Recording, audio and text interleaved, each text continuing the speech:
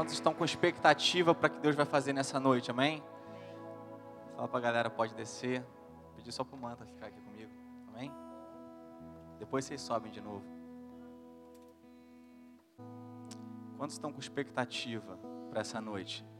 Como a pastora falou, esse é o último domingo do ano. Faltam mais 2 dias para que um ano novo comece. 2020 está chegando aí. E a gente já tem muita expectativa para o que vai acontecer em 2020. Que muitas coisas podem mudar em 2020.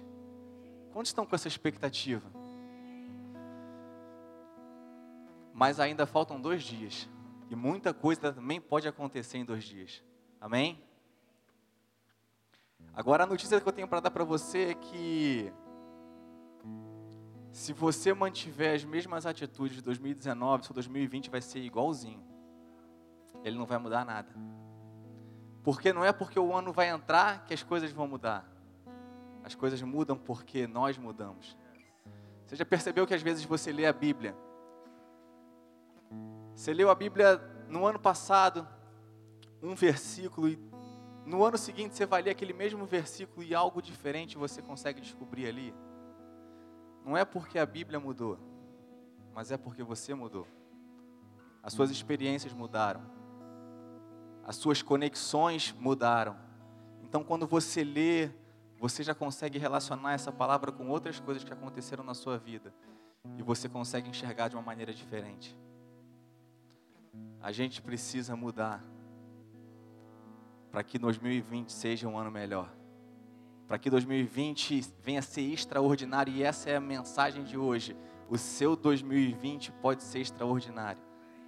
A gente está com expectativa na mensagem que o pastor vai ministrar. Mas assim, eu creio que não adianta as palavras saírem do altar se ela não fizer morada no seu coração e você começar a usá-las lá fora. Se você não fizer isso, nada vai acontecer. A gente estava jantando outro dia. E a gente estava num restaurante japonês e o Marlon estava com a gente. Cadê o Marlon? E aí o Marlon estava me zoando. Que eu adoro fazer referência de filme, de seriado. Quantos aqui assistem seriado? Todo mundo praticamente, filme. E eu adoro, cara, fazer referência, né? Buscar algo de Deus ali naquele seriado. Algo que talvez a gente possa tirar uma lição. E o Marlon estava me zoando que eu falei para ele que eu acredito muito que Hollywood não quer fazer um filme sobre Jesus. Então ele inverte os nomes. Ele coloca outros nomes para falar sobre Jesus. E aí eu falei para ele que Thor era Jesus.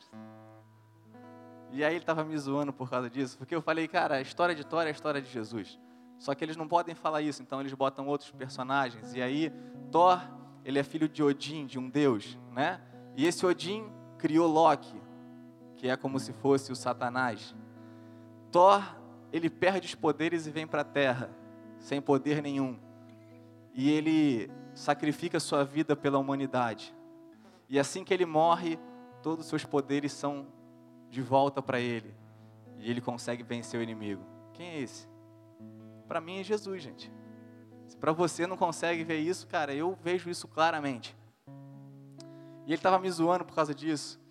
E esse ano saiu um filme assim muito falado aí nas mídias, que é o filme do Coringa. Quem viu o filme do Coringa? Então, eu acho muito legal esses filmes de herói e de vilão. Porque quando a gente para analisar, todos os heróis, eles poderiam ser um vilão. E todos os vilões, eles poderiam ser um herói. Quantos aqui já viram X-Men? Professor Xavier. Ele é o cara que consegue recrutar esses caras muito loucos. Esses caras cheios de poder. Que é tipo a gente. Cheio de poder escondido em nós. Jesus, ele pega a gente e começa a trabalhar isso de uma forma boa. Para que a gente consiga vencer o inimigo. E o Coringa... ele nada mais é do que um garoto que sofreu várias coisas, vários problemas, e de repente a sociedade está toda, um sistema todo corrompido, e ele acaba entrando para esse sistema. foi uma decisão que ele tomou. Ele escolheu entrar para o mundo do crime. E no mesmo lugar, em Gotham City, nasce um garoto que viu seu pai e sua mãe ser assassinados. Ele também podia crescer um garoto revoltado. Ele podia se tornar um vilão, mas ele decidiu se tornar um herói. As decisões fazem parte da nossa vida, e por isso que eu estou falando que 2020, ele pode ser extraordinário, mas vai depender da sua decisão. E eu estou contando essa história aqui, né, desses heróis e vilões, mas é só para atrair sua atenção para um dos caras que eu acho um dos mais fantásticos da Bíblia. Está lá no livro de Daniel, se você puder abrir. Para mim, esse cara foi um herói. Você acha que a história do Coringa foi triste? Eu vou te contar uma história de um garoto chamado Daniel. Daniel, capítulo 1, versículo 1. No ano 3º do reinado de Joaquim, rei de Judá, veio Nabucodonosor, rei da Babilônia, a Jerusalém e a sitiou. Repara bem o versículo 2. O Senhor lhe entregou nas mãos Joaquim, rei de Judá, e alguns dos utensílios da casa de Deus. A estes levou para a terra de Sinar, para a casa do seu Deus, e o pôs na casa do tesouro do seu Deus. Disse o rei a Aspenaz, chefe dos eunucos, que trouxessem alguns dos filhos de Israel, tanto da linhagem real quanto dos nobres, jovens sem nenhum defeito, de boa aparência, instruídos de toda sabedoria, doutores em ciência, versados no conhecimento, que fossem competentes para assistirem no palácio do rei e lhes ensinasse a cultura e a língua dos caldeus. Determinou-lhes o rei a ração diária das finas iguarias da mesa real e do vinho que ele bebia, e que assim fossem mantidos por 3 anos, a cabo dos quais assistiriam diante do rei. Entre eles se achavam dos filhos de Judá, Daniel, Ananias, Misael e Azarias. O chefe dos eunucos lhe pôs outros nomes, a saber, Daniel, o de Beltesazar, a Ananias, o de Sadraque, a Misael, o de Mesaque, e Azarias, Abdinego. Amém. Até aí. Vamos orar? Senhor Deus, nós te agradecemos por essa noite. Agradecemos porque temos a oportunidade de mudar as nossas ações, meu Pai. Ó Deus, temos a oportunidade de entender a Tua palavra, meu Pai. Ó Deus, que o Senhor coloque nos nossos corações essa noite, meu Pai, um coração como o de Daniel, meu Pai. Um coração servo, disposto a Te servir, independente das circunstâncias, Pai. É assim que eu te oro, em nome de Jesus. Amém e amém. Aqui está contando a história de um rei que invade uma cidade. Ele invade Jerusalém. E nessa invasão, ela não é uma invasão como a gente vê, né, às vezes em filmes. Ela é uma invasão tipo de 300 para baixo. Os caras eram maus. Eles não tinham piedade. Eles entravam para matar todo mundo. E eles invadiram Jerusalém e foram matando todo mundo. Só que eles separaram algumas pessoas para levar, para servir o rei. Alguns meninos foram levados. Entre eles era um menino chamado Daniel. Agora você imagina um garoto que vê a sua cidade destruída. A sua cidade toda em chamas, pegando fogo, as casas destruídas. Provavelmente ele deve ter visto seu pai ser morto, sua mãe ser morta. Aquela gritaria, os amigos correndo, as flechadas vindo por todo lado. Aquele garoto viveu uma cena de terror.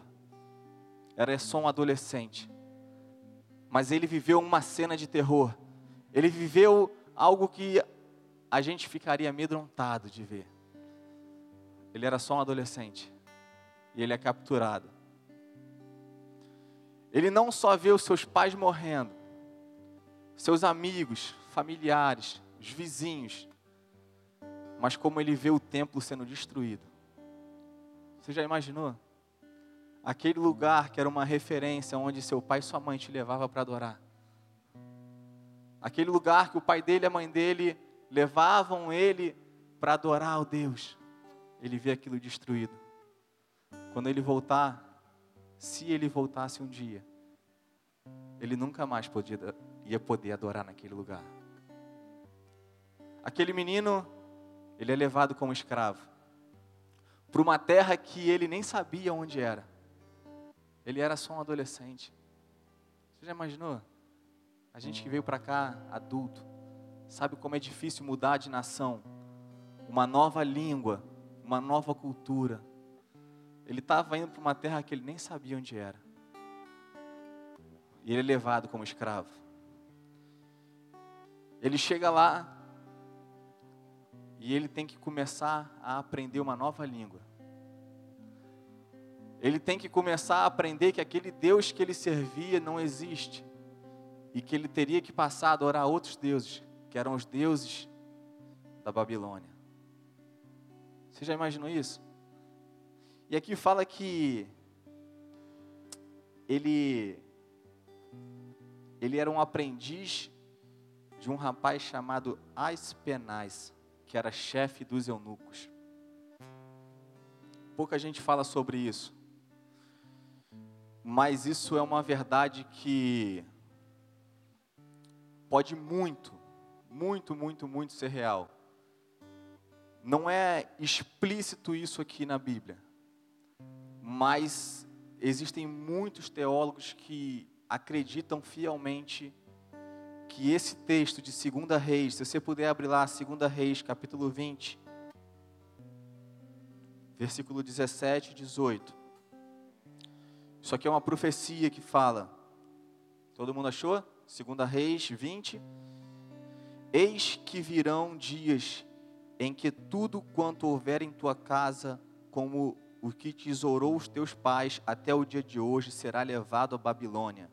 Não ficará coisa alguma, disse o Senhor, dos teus próprios filhos que tu gerares, tomarão para que sejam eunucos no palácio do rei da Babilônia. Esse texto dessa profecia de 2 Reis dá-se a entender muito bem que provavelmente, com quase 99% de chances, esse menino virou um eunuco. Até porque ele era um aprendiz do chefe dos eunucos chamado Aspenaz. Porque ele aprenderia com um eunuco se ele não ia se tornar um. Então, provavelmente, esse menino ele foi castrado. Você já imaginou isso? Tudo que esse cara passou, tudo que esse garoto passou, ele não passou algumas dificuldades, eu acho que ele passou uma das maiores dificuldades que qualquer ser humano pode passar. E eu acho que ele tinha todas as desculpas do mundo para falar, cara, o meu Deus me abandonou.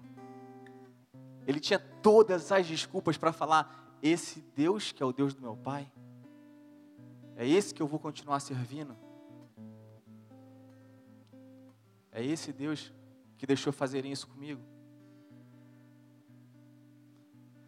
Mas ele era um cara diferente. Ele era um cara que ele entendia que o Senhor tinha um propósito para todas as coisas. Ele era um cara que ele tinha certeza e convicção do que ele era. E eu até acredito que ele sabia fielmente o que estava escrito no livro de 2 Reis, que existia uma profecia sobre a vida dele. Você acredita que existe uma profecia sobre a sua vida? Você não está aqui à toa. Alguém orou e profetizou sobre a sua vida. Tem pessoas aqui que a gente orou, e a gente sabe que está aqui debaixo de oração. A gente sabe que tem pessoas aqui nesse ministério que são frutos da nossa oração. São como respostas de uma profecia nossa. E eu acredito que Daniel, ele sabia muito bem disso. Ele tinha certeza disso. E por isso, ele manteve o seu coração do jeito que ele manteve. E eu imagino aquele menino vendo os alimentos né? Porque o rei mandou o eunuco alimentar eles com as mesmas coisas que eles comiam. Só que os alimentos que eles comiam eram consagrados a outros deuses. Como é que Daniel podia comer isso? Se ele seguia a lei. Daniel cresceu ouvindo a lei. E ele sabia que ele não podia comer alimento consagrado. Então ele pede para o eunuco para trazer só verdura e legume. Porque ele não ia comer aqueles alimentos consagrados. Ali começa a história de um garoto. Que ele se posiciona e ele decide fazer aquilo que Deus queria que ele fizesse. E por mais que ele entrasse na escola e começasse a aprender sobre outros deuses, ele podia estar ouvindo tudo aquilo. Mas quando ele chegava no seu quarto, ele falava, eu sei que só o Senhor existe. Quando ele chegava no quarto dele, ele falava, eu sei que existe só o Senhor como meu Deus. E por mais que essa cidade, por mais que esse país esteja te adorando a outros deuses, eu vou continuar te adorando. E aí, trocam o nome dele. O nome dele era Daniel. Todo mundo sabe o que significa Daniel? Daniel significa o Senhor é o meu juiz. O Senhor é o meu juiz. Ele perdeu o nome dele. Porque quando a gente chama nossos filhos hoje, eles aprendem aquele nome, mas geralmente eles nem sabem a referência daquele nome, o significado. Mas para o judeu, quando falava assim, olha, Daniel, o que ele ouvia era, o Senhor é o meu juiz. Quando chamavam, ele falava, Daniel, vem cá. Ele ouvia, o Senhor é meu juiz, vem cá. Era isso que ele ouvia. Era isso que ele ouvia. E aí quando ele chega lá, mudam o nome dele para Beltesazar, que significa príncipe de Bel. Bel era um deus como Baal. E você imagina um garoto que ouviu a sua infância toda, ele sendo chamado de Deus é o meu juiz. E agora ele é um príncipe de um deus pagão. É disso que chamam ele agora. Por mais que tentassem tirar a identidade dele, quando ele entrava no quarto, ele era o mesmo Daniel. Era o Daniel que tinha o Deus como seu juiz. E o que é interessante nessa história é que chega um dia onde esse rei, ele tem um sonho. E nesse sonho ele não consegue entender e discernir o que significava.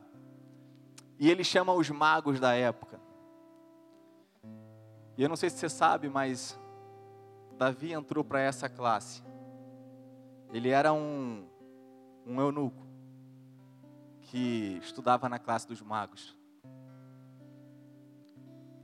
E quando eles mandam chamar os magos para discernirem o que o rei tinha sonhado, sabe o que eles fizeram? Eles falaram assim, rei, conta o sonho que eu vou revelar. E aí o rei falou, não. Vocês têm que revelar o meu sonho sem eu contar o sonho. E aí os magos falaram, não, isso não dá para fazer. E aí eles falaram de novo, conta o sonho. Fala o seu sonho que a gente vai revelar. Esses caras eram espertos, né? Porque eles podiam falar qualquer coisa. Então o rei falou, não. Eu quero que vocês decifrem o que eu sonhei e me falem a interpretação do sonho. E aí os caras falaram, é impossível isso acontecer. Os magos falaram, não existe ninguém na face da terra que pode fazer o que você está pedindo para nós. Não existe. A não ser que existisse um Deus que morasse com essa pessoa. E aí o rei se enfurece e manda matar todos os magos que tinham na Babilônia. E felizmente ou infelizmente, Daniel era um deles. E Daniel, quando escuta isso, ele fala, peraí, pô, deixa eu lá falar com esse cara. E aí ele chama o chefe da guarda e fala para o rei que eu vou revelar o sonho dele. Eu só preciso de alguns dias. E aí ele vai para o quarto. E ele chama esses amigos dele, Sadraque, Mesaque e Abidnego. Ele fala assim, aqui, o rei vai mandar matar geral. Vai todo mundo morrer se eu não revelar esse sonho para o rei. Então, me ajuda em oração e eu tenho certeza que Deus vai revelar esse sonho. E aí, cara, ele vai para o quarto e ele começa a orar. E ele começa a orar.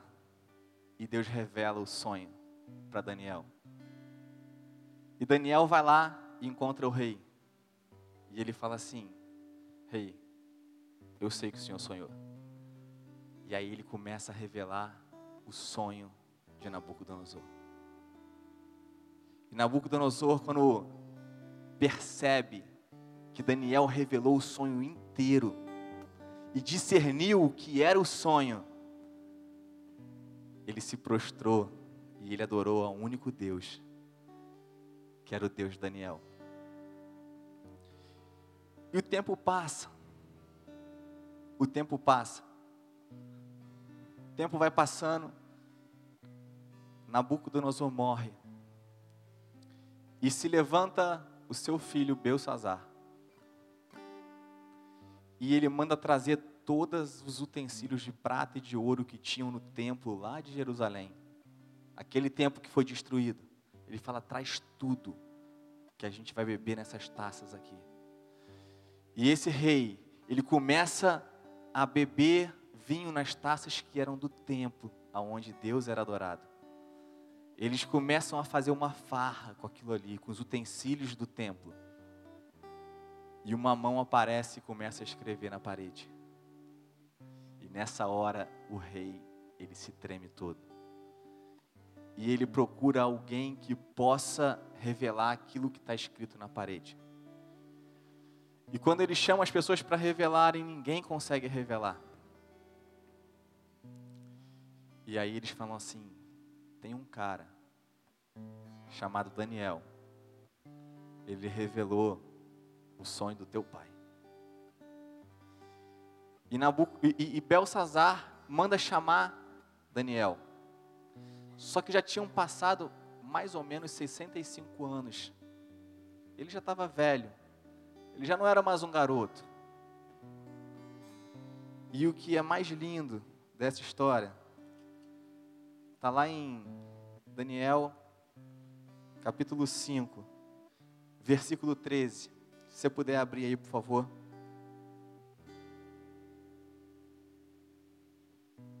Todo mundo achou? Daniel 5, versículo 13. Amém? Vou ler. Então Daniel foi introduzido à presença do rei. Falou o rei e disse a Daniel, és tu aquele Daniel dos cativos de Judá, que o rei, meu pai, trouxe a Judá?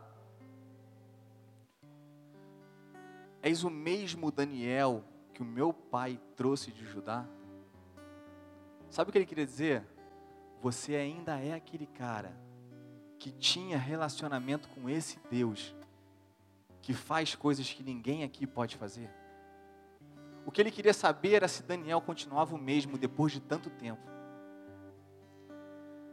O que esse rei queria saber era se Daniel tinha o mesmo coração depois de mais de 65 anos que se passaram. Se ainda era aquele mesmo Daniel.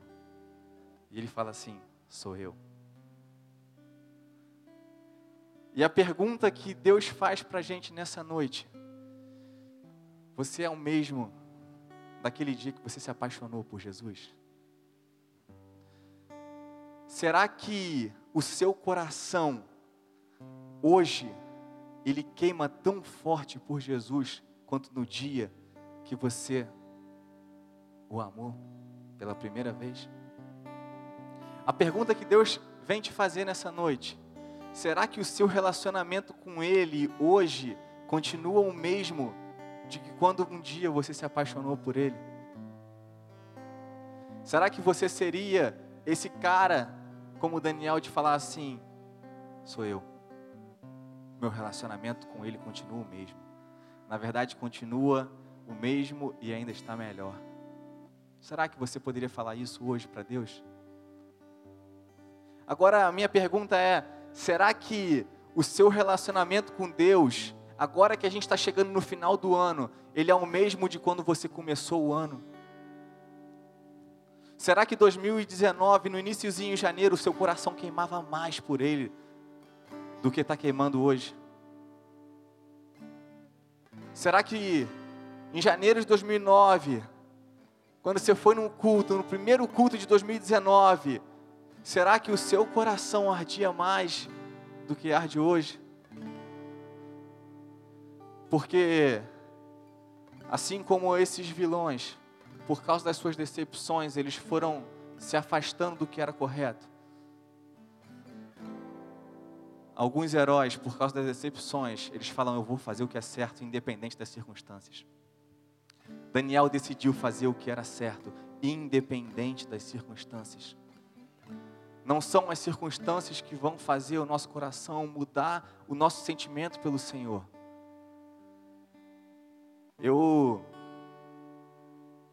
Esses dias atrás eu ouvi uma ministração que, cara, mexeu com o meu coração. Eu acho que só quem já perdeu um bebê sabe como é difícil.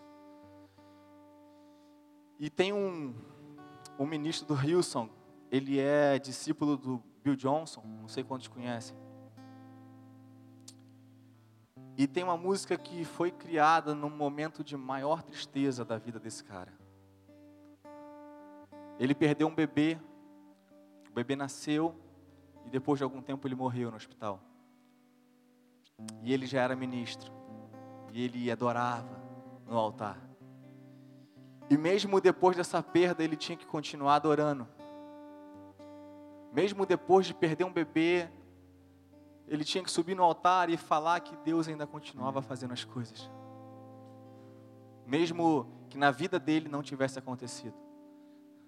E um dia ele chega em casa, um coração destruído e quebrado, e dentro do quarto ele bota uma cadeira de frente para outra.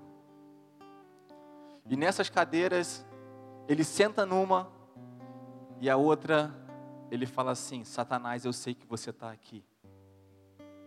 Eu sei que você está aqui, eu sei que você quer trazer confusão para a minha mente. Eu sei que você quer que eu pare de adorar o Deus que eu adoro. Então senta nessa cadeira aqui. E ele manda Satanás sentar na cadeira em frente a ele. E ele fala assim: Satanás, agora se prepara que você vai me ver adorando ao meu Deus. O que ele queria era, no momento de maior dor, mostrar para Satanás que não era a circunstância que ia fazer ele parar de adorar o Senhor. E ele cria uma música maravilhosa, que eu não sei quantos, se alguém aqui já ouviu, que é Miracles, que ele canta I believe in you. E gostou? Cara, essa música é linda. Se você nunca ouviu, cara, vai no YouTube, bota Miracles na internet, no YouTube, que você vai ouvir. E você vai ver, cara, que no momento de tristeza, no momento de dor, Deus pode trazer cura para o teu coração. Cara, esse cara aqui, Daniel, ele estava um dia provavelmente antes da morte. Um dia antes da morte. Porque o rei mandou matar todos os que eram os adivinhos da época. Todos os magos. Ele não tinha mais muito tempo. Mas naquele dia, ele teve uma decisão que mudou a história da vida dele toda. Bastou um dia, uma decisão que mudou a história da vida dele. Ele falou: Deus vai me dar a revelação desse sonho de Nabucodonosor. Eu sei que faltam 2 dias para o final do ano. E eu não sei o que você está passando, mas eu sei que em 2 dias muita coisa pode acontecer. Talvez nessa noite Deus queira falar no seu coração que algumas coisas precisam mudar. O ministério de louvor pode subir. Alguns de vocês aqui talvez não vão ter que esperar o ano novo virar para começar a planejar algumas coisas. Sabe o que você precisa fazer? É pegar o telefone. Eu sei que Deus vai falar com alguém aqui. É pegar o telefone e ligar para o pai e falar: pai, me desculpa, eu não quero entrar o ano sem falar contigo. Ligar para a irmã, que já não fala há muito tempo, e falar: irmã, eu sei que a gente não se fala há muito tempo, mas eu estou com saudade de você. A decisão é hoje. Não espera 2020 entrar para você começar a planejar o que vai fazer. É hoje. É hoje. Eu vejo algumas mães reclamando de chegar em casa e tá uma bagunça na sala, porque tem brinquedo para todo lado. Sabe que tem muita mãe que adoraria tá com a sala bagunçada e ter o filho de volta. Tem muita mãe que adoraria chegar em casa e tá uma bagunça, porque tudo que ela queria é ter o filho de volta. Então decida hoje chegar em casa e não se importar com essas coisas tão pequenas. Decida chegar em casa hoje e falar: cara, o meu 2020 vai ser extraordinário, porque eu vou tomar decisões em 2020 que vão mudar a trajetória do meu ano. E isso não vai começar em 2020, isso vai começar hoje. Vai começar quando eu chegar em casa. E eu queria fazer essa pergunta para você, de todo o coração. Você é o mesmo? O seu coração é o mesmo daquele dia que você um dia encontrou Jesus? E enquanto o Ministério de Louvor estiver tocando, eu quero que você pode ficar no seu lugar, mas fica de pé e fala para o Senhor quem você realmente é hoje. Seja sincero. Hoje não é dia de botar máscara. Hoje não é o dia de botar a roupa de crente e vir para a igreja. Hoje é o dia de você mostrar para Ele quem você realmente é. Hoje é o dia de você falar. Talvez você fale: Deus, obrigado porque hoje eu estou mais apaixonado por você do que quando eu te conheci. Mas talvez você seja aquele que vai falar: Senhor, eu não sei o que aconteceu, mas algumas decisões eu tomei e me distanciaram do teu amor. Eu tomei algumas decisões que me afastaram da tua presença. Eu definitivamente não sou o mesmo. Eu definitivamente não sou o mesmo. E eu não quero que meu 2020 seja igual ao 2019, sem a tua presença. Eu não quero que meu 2020 seja igual ao 2019, distante do teu propósito.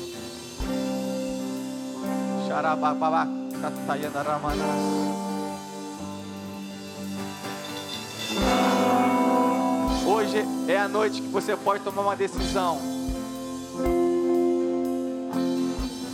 Falar: Senhor, me faz ser igual ao Daniel. Que independente das circunstâncias, vou acreditar no Senhor. Independente das circunstâncias, ainda que o tempo passe e eu não veja nada acontecer, eu vou continuar acreditando no Senhor.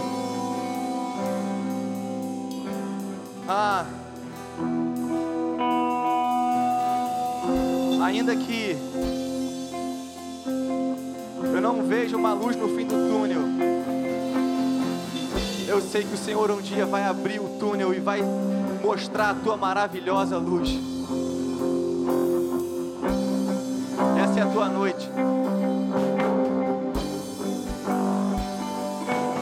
O poder da decisão está contigo e não comigo.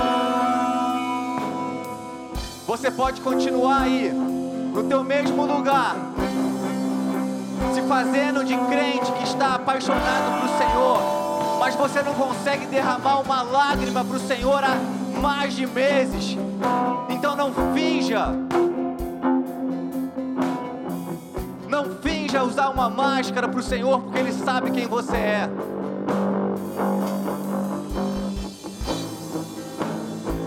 Cara, tudo pode mudar hoje. Tudo pode mudar hoje. Você pode voltar a chorar na presença do Senhor. Você pode voltar a se quebrantar na presença do Senhor. Mas você precisa reconhecer que você não é mais o mesmo.